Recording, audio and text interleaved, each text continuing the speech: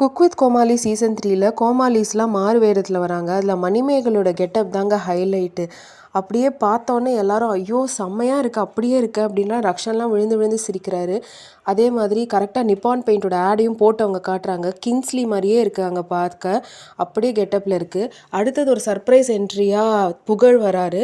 புகழ் உள்ளே வந்தோன்னே யாருக்கு பதிலாக வராங்கன்னு பார்த்தீங்கன்னா கரெக்டாக அவர் தங்கச்சிக்கு பதிலாக தான், சிவாங்கிக்கு பதிலாக தான் அவர் உள்ளே வராரு.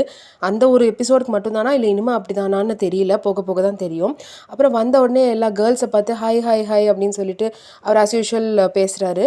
அப்புறம் வந்துட்டு பார்த்தீங்கன்னா மற்ற கோமாளிஸ்லாம் எக்ஸைட் ஆகுறாங்க. பாலாலாம் என் தலைவன் வந்துட்டான் அப்படின்ற மாதிரி சொல்கிறாரு. அதில் ரொம்ப ஷாக் ஆகுது யார் பார்த்தீங்கன்னா நம்ம மணிமேகலையே தான்.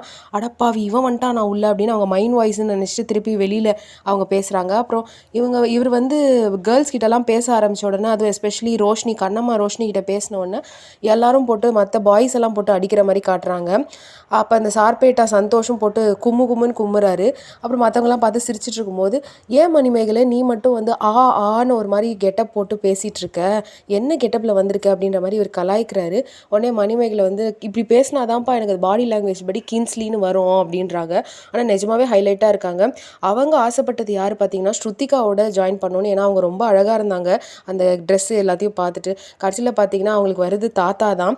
ஸோ ராகுல் தாத்தாவோடையா ஜாயின் பண்ணணும் அப்படின்னு சொல்லிட்டு அவர் உடனே பாலாவோடனே எஸ்கேப் ஆகிட்டேன்னு அந்த சந்தோஷத்தில் இருக்காரா என்னன்னு தெரியல, ஓகேன்னு ஆயிடுறாரு.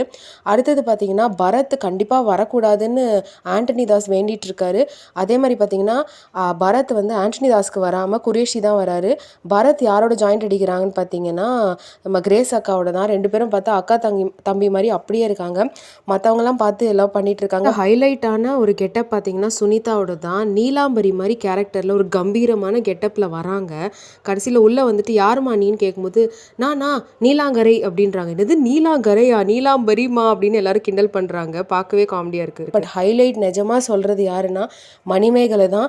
அப்படியே அந்த கின்ஸ்லி மாதிரியே அந்த கெட்டப்பில் கரெக்டாக இருக்காங்க.